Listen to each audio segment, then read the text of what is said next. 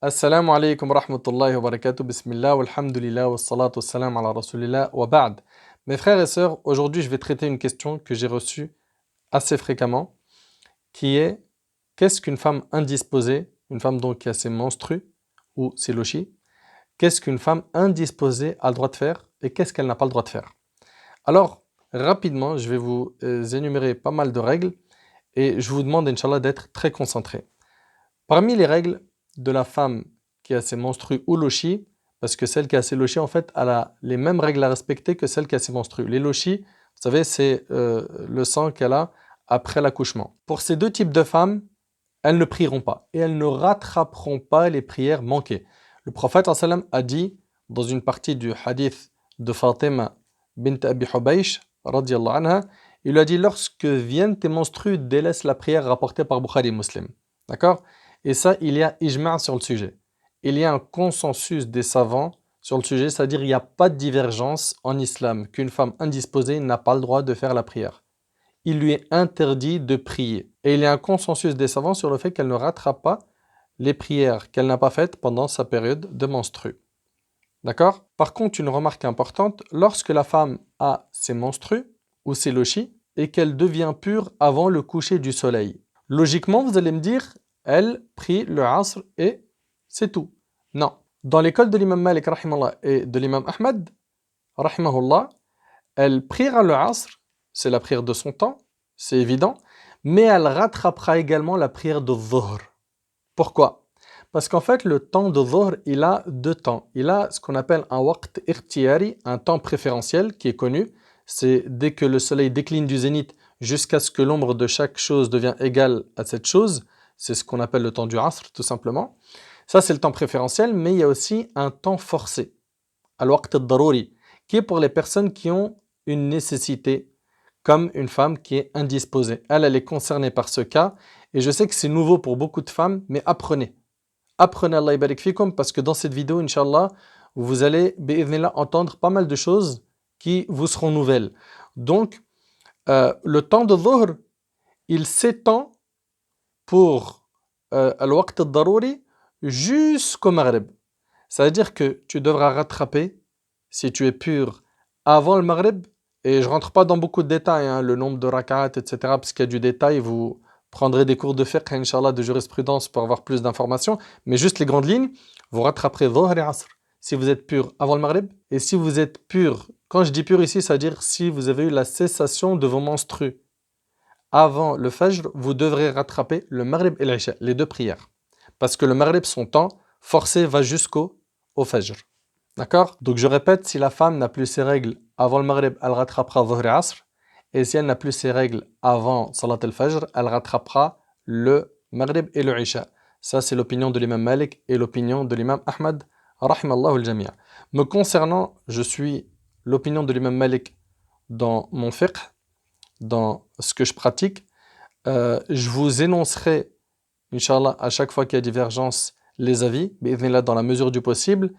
Et sachez-le, en tout cas, me concernant, je suis l'école malikite et j'invite ceux qui ne suivent pas d'école à suivre l'école malikite en France. C'est majoritairement ce qu'on retrouve de par les origines de nos parents. Ensuite, deuxième règle, la femme indisposée n'a pas le droit de jeûner. Et pareil, il y a ijma' sur le sujet, consensus des savants sur ce sujet. Par contre, elle devra rattraper les jours de jeûne manqués à cause de ses menstrues. Et elle ne rattrapera pas par contre les prières manquées. Aïcha radhiyallahu anha, l'épouse du prophète sallam, rapporte, lorsque nous avions nos menstrues au temps du prophète sallam, on nous a ordonné de rattraper les jours manqués de jeûne, mais on ne nous a pas ordonné de rattraper les prières manquées rapportées par Bukhari Muslim. C'est clair. Et on rapporte d'Abi Saïd al-Khudri radhiyallahu anhu qu'il a dit que le prophète sallam a dit, n'est-ce pas que la femme qui a ses règles ne prie pas et ne jeûne pas, rapporté par Bukhari Muslim. La femme en état de menstru ne prie pas et elle ne jeûne pas, que ce soit des prières obligatoires ou des prières surrogatoires, et que ce soit un jeûne obligatoire ou un jeûne surrogatoire. Ok? Le prophète sallam nous l'a interdit. Ainsi, si la femme ayant ses menstrues jeûne ou prie durant cette période, son jeûne et sa prière ne seront pas acceptés, car c'est interdit dans notre religion. se rajoute à cela qu'elle aura désobéi à Allah et son prophète sallam. Une petite remarque pour les sœurs. Si les menstrues ou les lochis cessent avant le Fajr, c'est-à-dire qu'avant le Fajr, pendant le mois de Ramadan, elle n'a plus ses règles, elle n'a plus ses lochis. À ce moment-là, elle place l'intention de jeûner, même si elle retarde le ghusl, les grandes ablutions. C'est-à-dire que si elle fait les grandes ablutions juste après l'entrée du subh, c'est pas un problème. L'essentiel, c'est qu'elle ait placé l'intention de jeûner avant le Fajr et qu'elle ait été pure de ses menstrues avant le Fajr. Là, l'histoire, elle est réglée. Elle place l'intention, même si elle retarde le ghusl, et ça, c'est l'opinion des 4 écoles. Ensuite, une femme indisposée n'a pas le droit de faire le tawaf autour de la Kaaba. Selon Ibn Abbas, le prophète sallallahu alayhi wa sallam a dit, le tawaf de la maison est une prière. Et comme vous le savez, pour la prière, il faut avoir des ablutions, n'est-ce pas? Le tawaf de la maison est une prière, sauf qu'Allah y a permis de parler. On a le droit de parler pendant le tawaf. Et dans certaines versions de certains hadiths, le prophète sallallahu alayhi wa sallam, il a dit, et celui qui parle, qui ne dit que du bien. Ce hadith que je viens de vous citer, le tawaf de la maison est une prière, sauf qu'Allah y a permis de parler, rapporté par Tirmidhi, An-Nasa'i et d'autres. L'avis de la majorité des 4 écoles est que les ablutions sont une condition pendant le tawaf. Chez l'imam Abu Hanifa, il dit que c'est obligatoire, et si la personne n'avait pas les ablutions, elle devra sacrifier une bête. D'accord? Donc, on voit chez les 4 écoles qu'il faut avoir les ablutions pour faire le tawaf. Par contre, si elle est au Hajj, elle aura le droit de faire quoi? D'aller à Mina, sans problème, d'aller à Muzdalifa, d'aller à Arafah, de faire des invocations, de faire du dhikr, de demander pardon à Allah subhanahu wa ta'ala, de prononcer la talbiya. Tout ça se fait sans aucun problème. La preuve en est ce hadith de Aïcha radhiyallahu anha qui est rapporté par Bukhari. Muslim, le prophète sallallahu alayhi wa sallam a dit, fais ce que fait le pèlerin sauf le tawaf autour de la Kaaba, reporte-le jusqu'à ce que tu fasses les grandes ablutions pour te purifier après la fin de tes menstrues, rapporté par Bukhari Muslim. Donc elle a le droit de faire tout sauf le tawaf. Et également, elle ne fera pas le sa'i bayna safa wal marwa, entre le safa et le marwa, pendant qu'elle est indisposée. Nafi' rahimallah, il rapporte que Abdullah ibn Omar disait, et ça c'est rapporté par l'imam Malik dans le Muwatta, la femme qui a ses menstrues et qui fait la talbiya pour un pèlerinage ou une visite pieuse, donc une umrah, pourra, si elle le veut, l'accomplir, mais elle ne fera ni la tournée donc autour de la Kaaba, c'est-à-dire le tawaf, ni le parcours entre Safa et Marwa. Elle peut accomplir tous les autres rites avec les gens, excepté faire la tournée et le parcours. La tournée, c'est-à-dire le tawaf autour de la Kaaba, et le parcours, c'est Safa et Marwa.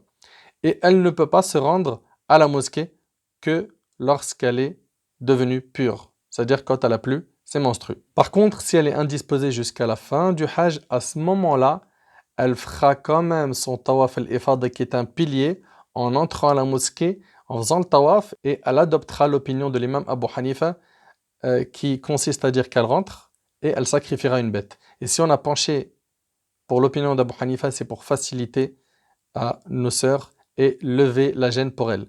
Également concernant les règles, quand on fait le Hajj, il y a un ghusl qui est recommandé quand on rentre à la Mecque. Alors il y en a un quand on se met en état d'ihram, en état de sacralisation, il y en a un recommandé le jour de Arafat, et il y en a un quand on rentre à la Mecque. Celui-là, l'imam Malik rahimallah, il dit que pour la femme indisposée, elle ne le fera pas. Parce que ce ghusl chez l'imam Malik, il est recommandé pour le tawaf. Et il n'est donc pas recommandé à la femme indisposée de le faire, sachant qu'elle ne fera pas de tawaf. Mais pour les 3 autres écoles, ils disent que c'est fait pour at-tanzif, être propre. Et donc pour les 3 autres écoles, la femme indisposée fera quand même ce ghusl. D'accord? Donc ça c'est pour ce qui est de tawaf et de Safa et Marwa. Elle ne les fait pas pendant qu'elle est indisposée. 4. Elle n'a pas le droit de rentrer dans les mosquées chez les 4 écoles. Même pour écouter une conférence. Même si c'est inédit parce qu'ils vont inviter tel savant, tel prêcheur, tel imam. C'est haram. C'est haram de rentrer dans la mosquée et d'y rester chez l'imam Malik et Abu Hanifa. Pour les références malikites, vous retrouvez ça dans Al-Mudawana, Al-Taj wal-Iklil, Al-Dusuqi, Wal-Sawi et d'autres références. On rapporte de Aïcha radhiyallahu anha que le prophète sallallahu alayhi wa sallam avait dit « Je n'autorise pas la fréquentation de la mosquée à la femme qui voit ses règles, ni à l'homme qui est en état de grande souillure, il est en janaba. » Et c'est rapporté par Abu Daoud et qualifié d'authentique par Ibn Khuzayma. Cela veut dire que la femme ayant ses règles et l'homme en impureté majeure ne sont pas autorisés à rester dans la mosquée. D'accord? Ils n'ont même pas le droit d'y rentrer selon l'imam Malik et Abu Hanifa. Par contre, chez l'imam Ahmed, al-ubur jaiz lil haja. Parcourir la mosquée pour un besoin, c'est permis. Exemple, quelqu'un qui doit impérativement voir l'administration de la mosquée et qui n'a pas d'autre choix. Là, il y a un besoin. Par contre, chez l'imam Ahmed, rester dans la mosquée, ça reste interdit. On parle juste de parcourir. Chez l'imam Shafi'i, il autorise le fait de parcourir la mosquée, d'accord, mutlaqan, même s'il n'y a pas de besoin. Par contre, rester dans la mosquée, ça reste interdit. Donc on voit que chez les 4 écoles, on n'a pas le droit de rester à la mosquée. Donc mes sœurs, s'il vous plaît, si jamais il y a une conférence, une khutbah de Jumu'ah, et vous voulez à tout prix y assister, et que vous êtes indisposé, demandez à une autre sœur de vous enregistrer l'audio, ou de vous donner le lien de la vidéo, s'il y a un enregistrement vidéo, mais respectez les règles de notre religion. Respectez les règles de notre religion. Et s'il vous plaît, évitez-moi oui, mais un tel cheikh parmi les contemporains et un tel autre a autorisé que, s'il vous plaît, quand on vous dit que les 4 écoles ont dit quelque chose, certes, ça ne veut pas dire qu'il y a un consensus, certes, ce ne sont pas 4 prophètes, mais ça a un poids énorme. Et puis les personnes qui sont venues par la suite, généralement, ils ont fait que de suivre une de ces 4 écoles ou dire quelque chose que forcément les 4 écoles connaissaient. Donc si ça n'a pas été pris en compte par les 4 écoles, c'est qu'il y a bien une raison. Et on parle de la mosquée. La mosquée, il y a un respect. Il y a un respect et il faut respecter ces textes, sinon à la fin, il n'y a plus de respect dans rien. Ni dans les mosquées, ni dans notre lecture du Coran, et on y viendra tout à l'heure au respect pendant la lecture du Coran et toucher le Coran, etc. Donc ça, c'est concernant le fait de rentrer dans la mosquée, c'est pas permis chez les 4 écoles. Ensuite, 5e règle, elle n'a pas le droit d'avoir des rapports intimes avec son mari quand elle est indisposée et il y a un ijma' dessus, un consensus des savants. Et ce, jusqu'à ce que ses menstrues prennent fin et qu'elle fasse ses grandes ablutions. C'est-à-dire que ces menstrues, si elles prennent fin et qu'elle n'a pas fait le ghusl, c'est haram d'avoir des rapports avec elles. D'accord? Il faudra obligatoirement qu'elle fasse son ghusl, c'est-à-dire qu'elle prenne une douche. Et là, à ce moment-là, son mari pourra de nouveau avoir des rapports avec elle. Allah tabarak wa ta'ala nous dit dans Surat al-Baqarah, Surat 2, verset 222, وَيَسْأَلُونَكَ عَنِ الْمَحِيضِ قُلْ هُوَ أَذًى فَاعْتَزِلُوا النِّسَاءَ فِي الْمَحِيضِ وَلَا تَقْرَبُوهُنَّ حَتَّى يَطْهُرْنَ فَإِذَا تَطَهَّرْنَ فَأْتُوهُنَّ مِنْ حَيْثُ أَمَرَكُمُ اللَّهُ إِنَّ اللَّهَ يُحِبُّ التَّوَّابِينَ وَيُحِبُّ الْمُتَطَهِّرِينَ. Et il t'interroge sur la menstruation des femmes, dit c'est un mal, éloignez-vous donc des femmes pendant les menstrues. Ça veut dire quoi, éloignez-vous d'elles? Ça veut dire n'ayez pas de rapport avec elles pendant qu'elles sont indisposées, quand elles ont leur menstrue. Et ne les approchez que quand elles sont pures. C'est un ordre divin. C'est un ordre divin. Et malheureusement, il y a des gens, wallahi, ils sont ignorants. Ils ne savent pas que pendant que sa femme est indisposée, qu'elle a ses menstrues ou le chi, il n'a pas le droit d'avoir de rapport intime avec elle. Malheureusement, on a ce gel, cette ignorance qui règne encore dans notre communauté. Donc il faut corriger cela et apprendre correctement les règles de notre religion. Allah Azza wa Jal nous dit par la suite, quand elles se sont purifiées, alors cohabitez avec elles suivant les prescriptions d'Allah. Allah aime ceux qui se repentent et il aime ceux qui se purifient. Une question que certains pourraient se poser, est-ce que quand une femme est indisposée, on peut quand même jouir d'elle sans avoir de rapport intime avec elle, c'est-à-dire en la caressant, en l'embrassant, etc. Alors pour commencer, sachez que le contact des deux corps sans intermédiaire de vêtements, donc cette mubashara, et qui amènerait à un rapport intime, ça c'est haram, il y a ijma', il y a consensus dessus. C'est-à-dire qu'elle est indisposée et il a quand même un rapport avec elle, il a commis un acte qui est interdit. On l'a vu dans le verset qu'on a évoqué juste à l'instant. La majorité des savants, et c'est l'opinion de Ibn al-Mubarak, al-Zuhri, al-Nakha'i, al-Sha'bi, Ata, Malik, Abu Hanifa, al-Shafi'i, et c'est aussi une parmi les opinions de l'imam Ahmad, c'est que il n'est pas obligé à ce moment-là, s'il a eu un rapport alors qu'elle est indisposée, de payer ce qu'on appelle une kafara, une expiation. Mais il a juste un repentir sincère à faire. Et chez l'imam Ahmad, rahimahullah, il est obligatoire de payer quoi? Une kafara, si jamais il a eu un rapport avec elle, intime, avec pénétration, pendant qu'elle était indisposée. On rapporte d'Ibn Abbas radiyallahu anhu, que le prophète sallam avait dit à propos de l'homme qui avait eu des rapports avec sa femme en période de menstru, il doit faire l'aumône d'un dinar ou d'un demi-dinar.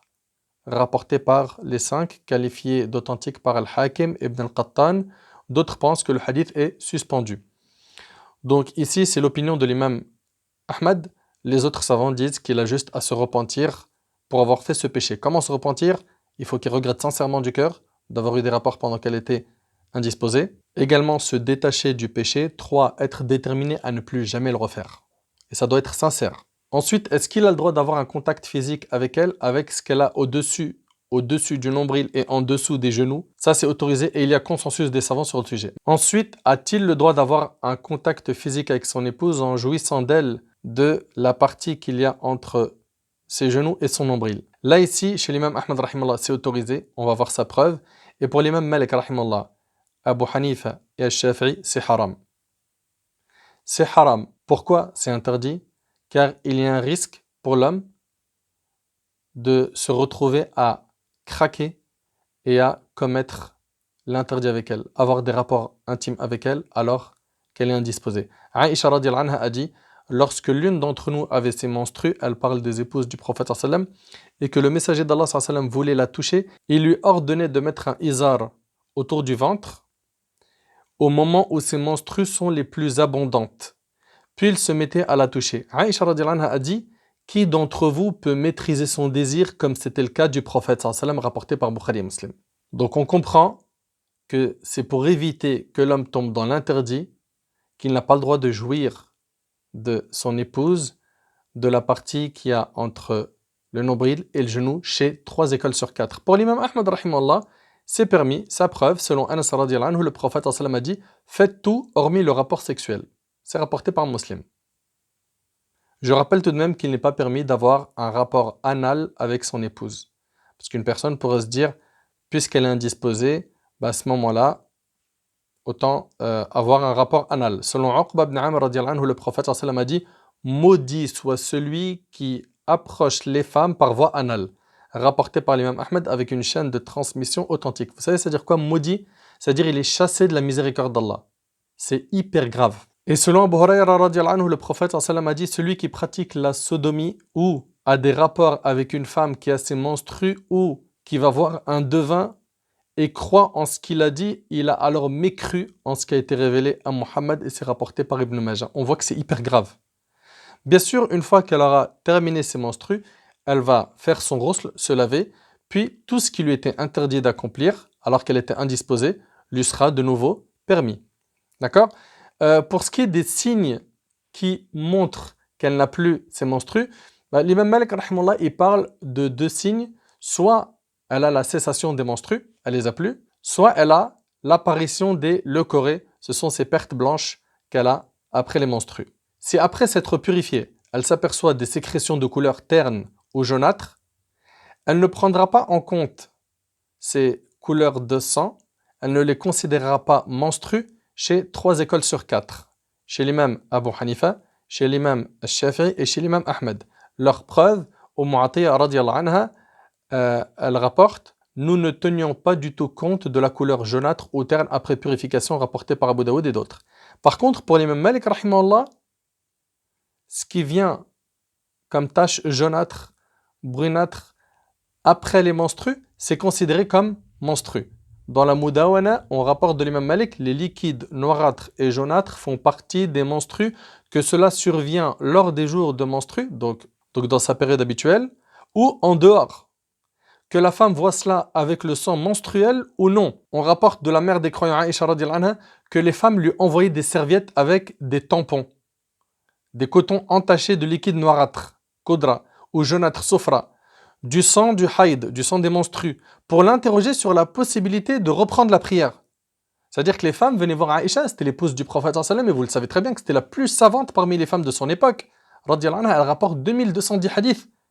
Les femmes de son époque venaient avec des serviettes entachées de liquide noirâtre ou jaunâtre pour voir si elles pouvaient reprendre la prière ou non. Elles répondaient ne vous précipitez point de vous laver rituellement, jusqu'à voir al-qass al-bayda. C'est quoi? La leucorrhée, le liquide blanc. Et c'est rapporté par l'imam Malik rahimahullah. Vous avez remarqué que je vous cite à chaque fois la vie des 4 écoles. Suivez une école juridique, sinon vous allez vous perdre. Si vous ne suivez pas une école, vous allez faire comment? Me dites pas, je vais prendre la vie majoritaire. Vous allez faire comment quand 2 écoles ne sont pas d'accord avec 2 autres écoles, ou que les 4 ont un avis différent? On vous l'a recommandé plein de fois, suivez une parmi les 4 écoles. Sixièmement, il n'est pas permis de divorcer une femme pendant qu'elle a ses menstrues. C'est l'avis des 4 écoles. Ce divorce-là est haram. Il a commis un péché en le faisant, mais il est effectif. Il est effectif, c'est-à-dire quoi? Ça veut dire qu'elle sera considérée divorcée bien qu'il a fait un acte interdit. Il est interdit à l'époux de divorcer sa femme alors que celle-ci est indisposée. Allah tabaraka wa ta'ala dans Surat al-Talaq, Surat 65, verset 1, a dit بعد أعوذ بالله من الشيطان الرجيم بسم الله الرحمن الرحيم يا أيها النبي إذا طلقتم النساء فطلقوهن لعدتهن. Ô prophète, quand vous répudiez les femmes, répudiez-les conformément à leur période d'attente prescrite, c'est-à-dire lorsqu'elles sont purifiées des menstrues. C'est-à-dire que le sang des menstrues a cessé de couler. Et qu'elle n'ait eu aucun rapport entre-temps avec son époux. Car ici, pour le divorce, il faut respecter 2 choses. 1, qu'elle ne soit pas indisposée, qu'elle n'ait pas ses menstrues. 2, qu'elle ne soit pas dans une période de pureté où il a eu un rapport avec elle. On rapporte de Abdullah ibn Umar radiyallahu anhuma qu'il avait divorcé sa femme alors qu'elle avait ses règles. Et ce, au temps du prophète sallallahu alayhi wa sallam. Alors Omar, donc son père, demanda au prophète sallallahu alayhi wa sallam ce qu'il en était, et le prophète sallallahu alayhi wa sallam lui a dit ordonne-lui de la reprendre. Ordonne-lui de la reprendre. Comment il la reprendra? En lui disant raja'tuki, je te reprends. Et même si elle n'est pas d'accord chez les 4 écoles, la reprise est effective. Pourquoi? Parce qu'elle est encore dans sa période de viduité. Ordonne-lui de la reprendre, qu'il la garde jusqu'à ce qu'elle se purifie et qu'elle ait ses règles et se purifie de nouveau. Puis s'il veut, il la garde ou il la divorce avant d'avoir des rapports intimes avec elle. C'est donc la période pendant laquelle Allah a ordonné de divorcer la femme, rapportée par Bukhari et Muslim. D'ailleurs, chez l'imam Malik rahimahullah, si un homme divorce sa femme pendant qu'elle a ses menstrues, il faudra obligatoirement la reprendre. Et il devra attendre qu'elle ait plus ses menstrues, et après cela, il pourra la divorcer s'il le souhaite. D'accord? Par contre, si le divorce a eu lieu dans une période de pureté où il y a eu un rapport avec elle, la reprise dans l'école malikite est recommandée et non obligatoire. Ensuite, il nous reste 2 grands points. Est-ce qu'elle a le droit de lire le Coran en période de menstrues? Là, je ne parle pas de toucher le Coran. Toucher le Coran, ça sera le dernier point. Est-ce qu'une femme indisposée a le droit de lire? Lire le Coran, c'est-à-dire sans toucher le Coran. Juste le lire, d'accord? Le réciter avec sa langue. Alors, chez la majorité des savants, c'est quelque chose qui est haram. D'accord? C'est l'opinion de Omar, de Ali, de Jabir, de Hassan, de Zuhri, de Nakhi, de Ata, Saïd ibn Jubayr, de Qatada, de Ishaq, d'Abu Thawr.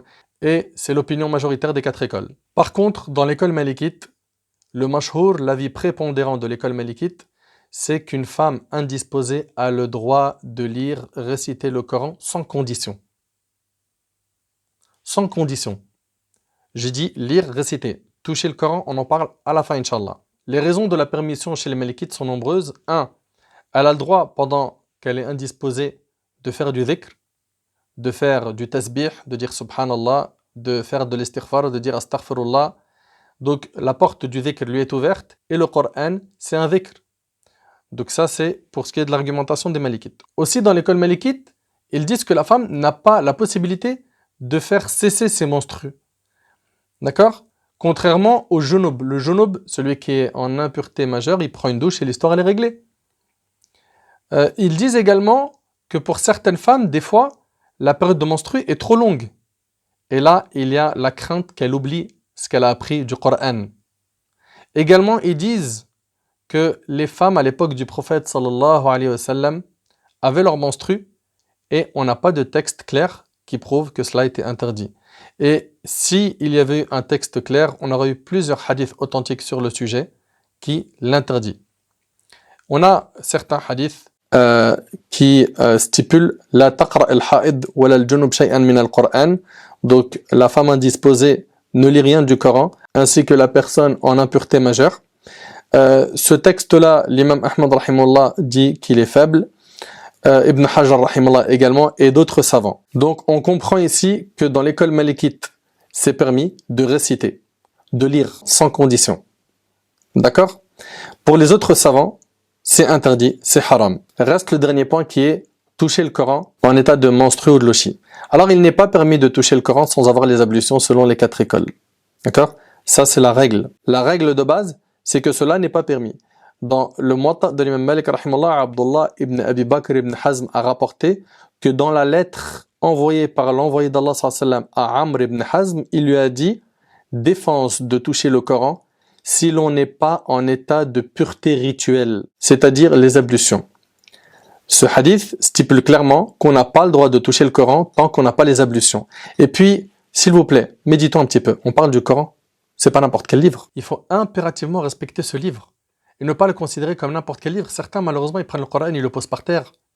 D'autres, ils s'allongent et ils mettent leurs pieds devant le Coran. D'autres, ils le touchent sans ablution. C'est un manque de respect avec le Coran. Nos pieux prédécesseurs n'étaient pas comme ça avec le Coran. Ahbab al-Karam, jazakumullah khair, diffuser cette information qui est qu'il faut impérativement respecter le livre d'Allah subhanahu wa ta'ala. Dedans, il y a la parole d'Allah. La parole d'Allah. Ibn Abd al-Barr, rahimahullah, il dit أجمع فقهاء الأمصار الذين تدور عليهم الفتوى بأن المصحف لا يمسه إلا الطاهر. Il dit les savants de toutes les contrées, ceux chez qui on prend la fatwa, c'est-à-dire le statut juridique, que le Coran ne doit être touché que par une personne en état d'ablution. Et c'est l'opinion de l'imam Malik, de Shafi'i, d'Abu Hanifa, de l'imam al-Awza'i, de l'imam Ahmad, d'Ishaq ibn Rahawai.